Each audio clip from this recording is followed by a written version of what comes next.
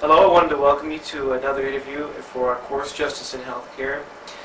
Today I'm really pleased to be able to talk to one of our current medical students here at the Stritch School of Medicine. His name is Justin List, and Justin is actually a rather unique medical student here. He's done extensive work in religion and theology and ethics. A little bit about his background: he got his undergraduate degree from Augustana College, where he studied pre-med and religion, and then went on to Yale University, where he received a Master of Arts in Religion. And so today I just wanted to talk to Justin with regards to the readings that we're doing for this week, specifically the chapter in Farmer's book where he discusses the role of liberation theology and the work that he's been doing in places like Haiti. So I wanted to talk to Justin because of his background and to try to better understand what liberation theology is and what kind of role it has when talking about poverty, when talking about treating the poor. So, welcome, Justin. Thank you. Thank you for having me. So, Justin, I've already talked to Rob Walter and Jim Walter about some of these issues, and I wanted to talk to medical students because I wanted to get a little bit more input from someone who's going into the medical profession. But before we get into maybe some of the more practical matters, I wanted you to just expand a little bit about the notion of liberation theology. Farmer talks about it a bit in his book about this issue of being focused on the poor. But perhaps you could tell us a little bit more about the history of liberation theology, where it came from, why it came about, and how it's evolved and changed over the last several decades. Sure, I'd glad to. So basically, the term liberation theology originated in 1968 is the date that it's officially coined. And it was a movement that was started by a Peruvian theologian named Gustavo Gutierrez. He's considered generally the founder of the movement. And there was a conference called the Medellin Conference. And at that conference, they sort of re-envisioned what justice looked like through the Catholic faith. So after this conference, a bunch of theologians got together and they started really critiquing the political forces and the economic forces that they found hurting their people. And the movement started mostly as a religious movement. In Farmer's chapter, he talks about much more of it in terms of a social movement, but there are definitely two distinct dimensions to it, the religious and the social. In the religious dimension, and I'll read a quote from Gutierrez right now, he writes, "The poor deserve preference not because they are morally or religiously better than others, but because God is God in whose eyes the first are last. This statement clashes with our narrow understanding of justice. This very preference reminds us that God's ways are not our own." So in that sense, what Gutierrez is talking about is that we need to advocate for justice because the message of the New Testament, the call of God in the Old and New Testament, is to persevere on behalf of the poor. So that's more of the religious dimension of it, but intimately tied to that is the social dimension of the message, which is how do we do that? And so there's a social component that Paulo Freire, who is a Brazilian educator, sort of articulated, which is that there's this relationship in societies where there's oppressors, and those are the elite, powerful people, and the oppressed, which are the poor people. And in Latin America, especially in the 70s, there's a huge disparity between the wealthy and the poor. So how Professor Freire talks about it is he looks at it in terms of the oppressors seem to give good things to the poor every once in a while just so they think they don't deserve anything more than that. And so this is sort of a charity understanding. His idea is to empower the poor from the bottom up so that it's not seen as they only earn certain things when the wealthy and elite, the educated, are able to give it to them. So at the end of the day, the liberation theological model is it's a continuum of different actions. It's almost a circularity as you can think about it. In one way, you start by observing the world that you live in.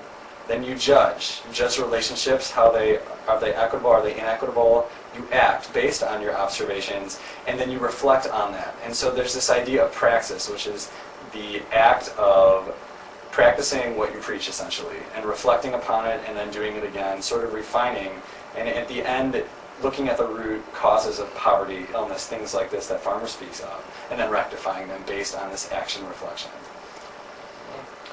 So from what you said, it has a specific history that grew out of Latin America in the 60s, and it seems to be concurrent with some of the other theological movements, such as Black theology or feminist theology, that was emerging at the time. And did it only flourish in Latin America, or did it take hold in other areas or other developing world areas? Yeah, I'm glad that you brought that up, because in fact, liberation theology, capital L, capital T, refers distinctly to Latin American liberation theology.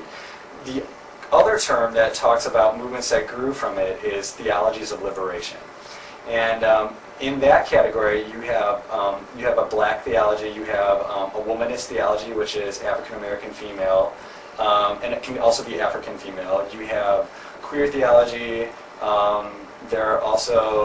There's an Indian Christian liberation theology. So now there's all sorts of liberation theologies that are sort of coming together as a result. Additionally, there are other religions and faith traditions that are articulating a liberation theology, Judaism probably being the most prominent outside of Christianity.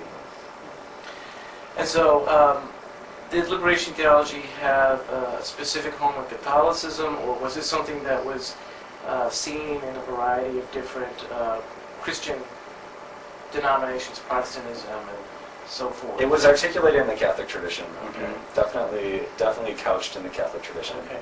So this idea of a preferential option for the poor, did that predate liberation theology, or was it sort of My concurrent? understanding is that it did predate it. Okay. I don't know the relationship between the two in terms of how much earlier it predated it, but I'm fairly certain that it predates it by centuries in terms of the actual idea. Now, its articulation is probably a little bit more recent than that.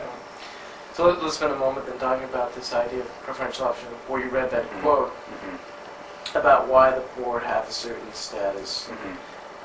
Could you explain a little bit more?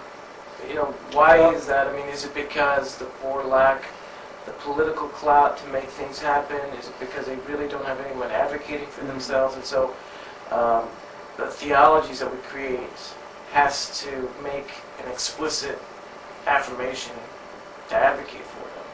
I think it's a combination of everything you just mentioned. I think there's this sort of distinctly American understanding, or at least one prevalent understanding of poverty as something that you create yourself. So that we live in this land of opportunity, and so if you're not doing well, it's because you put yourself in that position. And so in terms of talking about the poor, there's always that sort of tug of war between responsibility and then what you're born into, and then capabilities, and then resources. So all those things are part of the discussion, and they need to be. But for a large majority of the world's people, it's not a question of did they choose to be poor. They didn't choose to be poor. And the economic structures, colonialism, post-colonialism, imperialism, all these big isms that people throw around, these are nonetheless important components of what fuels poverty and what maintains poverty and where poverty's come from. So in that respect, economic factors, ability to be educated at all, even if you wanted to, these are all in developmental in terms of society resources, shelter, food, healthcare infrastructure, lack thereof. All these things fuel poverty. And for the majority, these are things that people can't control. So it's a complex picture, but it's also very simple for most of the world's people.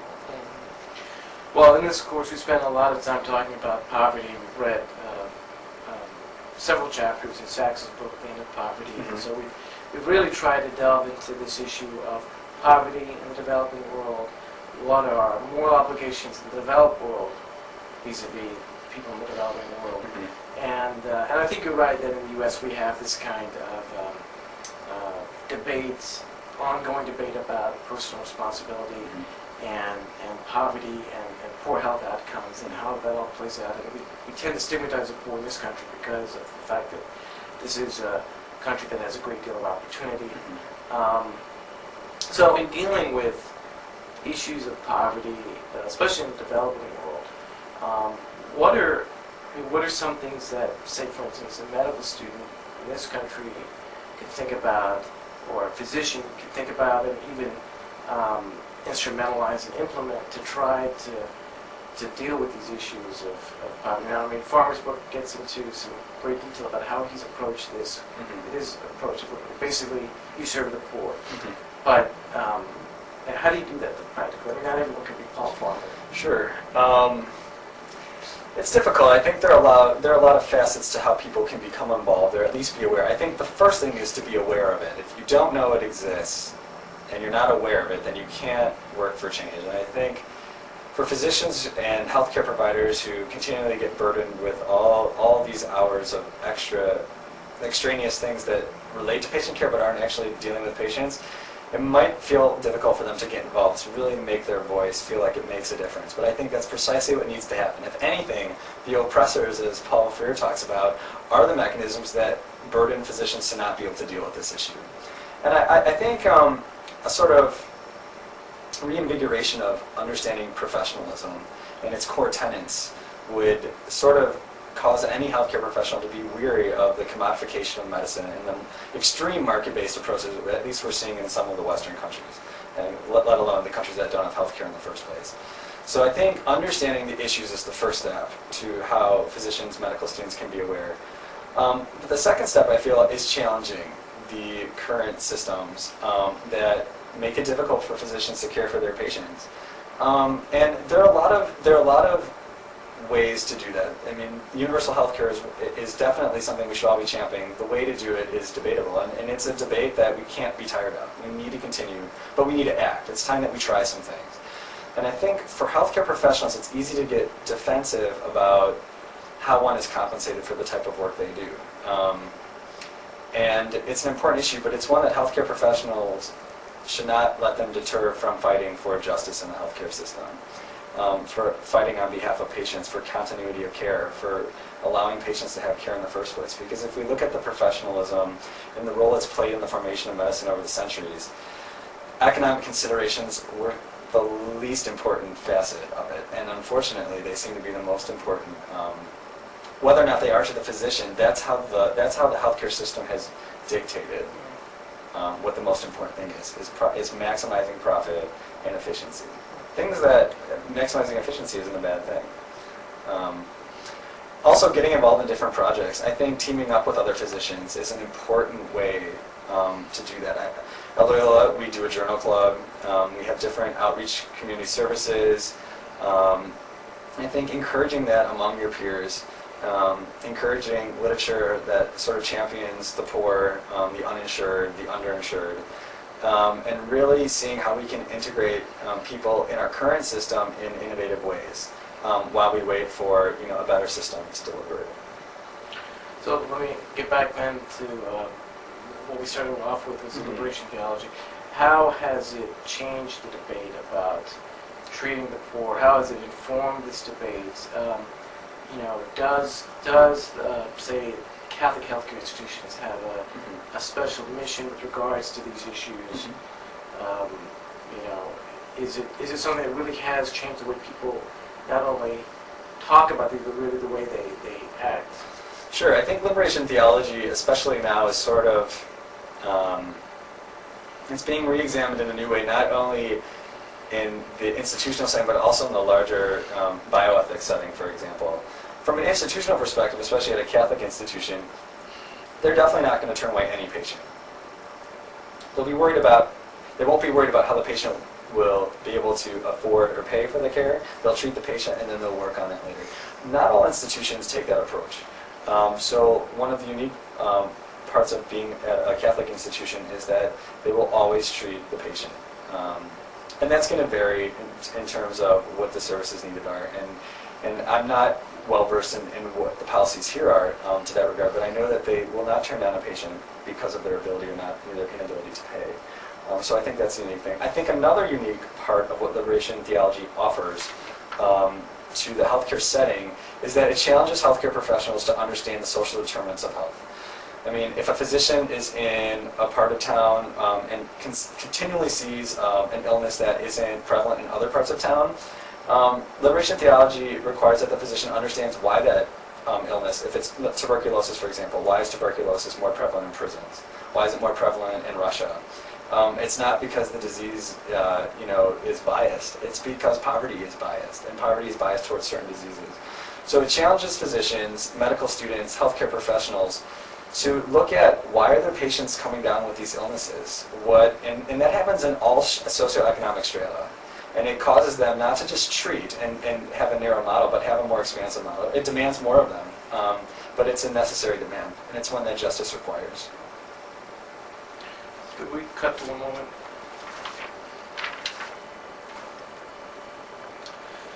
So we talked a bit about this preferential option for the poor. Has that had a significant impact on the way non-Catholics think about moral obligations to treating the poor, caring for the poor? Or would you say, like you had mentioned, that there's some things that Catholic healthcare institutions do that perhaps other institutions do, may not do? Mm-hmm. Do you think that sort of crossed over to other sectors of the healthcare market or healthcare arena? I think it can. I don't know if it always has. I think there's a great secular corollary to the preferential option for the poor, which is philosopher John Rawls's judging society, a free society, by the least well-off of its members in society. So I think that sort of reflection on how are the least well-off of our brothers and sisters in society doing reflects on how we're doing with regards to this preferential option for the poor, liberation theology, in a more broad social sense. So in that regard, there's definitely a framework that encompasses everyone in society, no matter what their affiliation. The language exists for it. I don't think our society necessarily does a good job with it, and I think there are a lot of areas for improvement, not only in our archaic health system, but just in general. And some of those would include resource allocation and reevaluating how it's being done, both in what we would re-envision as a better healthcare system and in the current one. Focusing our research priorities. Liberation theology requires that we concentrate on the issues that most affect the poor. So I don't know how many funds are being spent on malaria and TB. HIV is well funded, but TB and tuberculosis and malaria aren't. And these disproportionately affect billions of the world's people, but very few in the elite of the Western world, for example. So resource allocation, I think, is probably one of the biggest ones, as well as refocusing what our research priorities are. Are they going to be erectile dysfunction, or are they going to be treating diarrheal illnesses in children in Africa, who are definitely disproportionately affected by those sort of illnesses, as well as malaria and TB. So in that regard, I think there is a lot of room to build on and improve upon, but at the same time, there's a lot to be, that we haven't done. But there's a framework for it, and it's been around for a couple decades now. So our excuses wane as time passes. So is it a zero-sum game? I mean, can some or greater attention be paid to these neglected diseases and still have a kind of market economy where you are responsive to consumer demands for these kinds of, I guess, lifestyle drug products? Or is it really because we are so focused on meeting consumer demands, market demands for these, that we really don't pay much attention to these neglected diseases that affect, like you said, millions and millions and billions of people? It's a complex question, and the purists would probably say that most, if not all, the market-based approaches to healthcare and these issues are incompatible with calls for justice.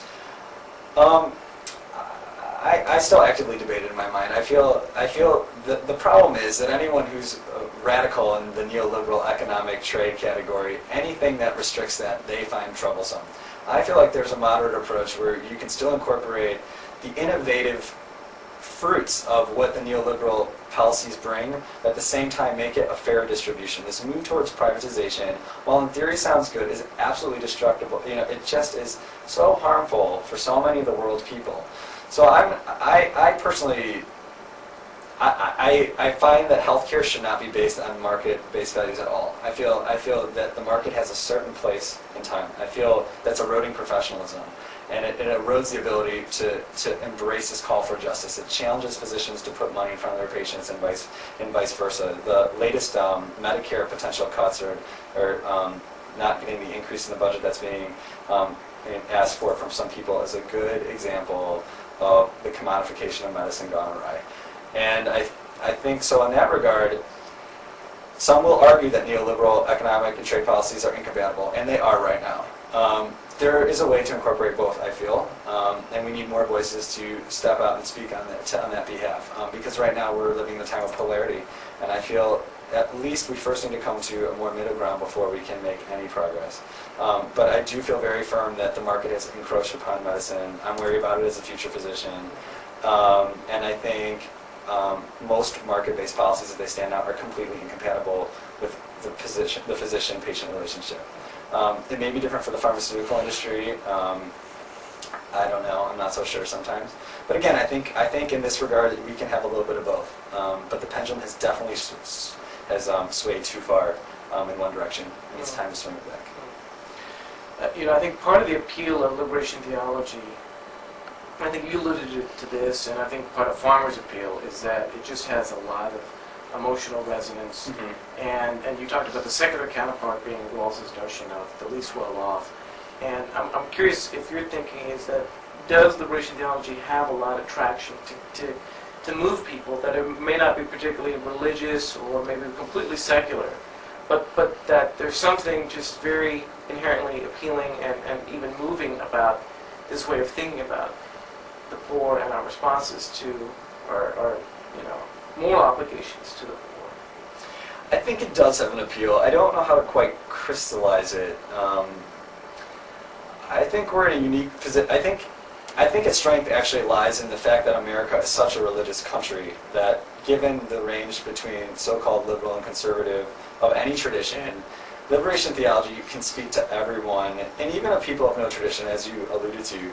I think in the American context, because of the political structure and political rhetoric, what more people would embrace as liberation theology is not embraced because conservative social values are coupled with neoliberal economic values. I feel that if those were uncoupled in our country, more people would who probably embrace the tenets of liberation theology in principle based on their religious beliefs, if they were uncoupled from the political structures that have linked oppressive economic structures with this preferential option for the poor that a lot of people of a certain political base accept in principle, there'd be a lot more power behind it.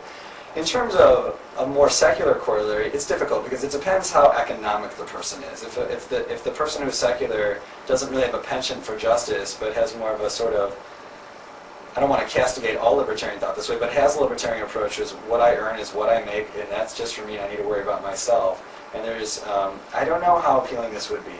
But at the same time, you can make public health arguments of how, for example, if you're going to talk about liberation theology in a health sense, of how someone sick in your same town does impact you.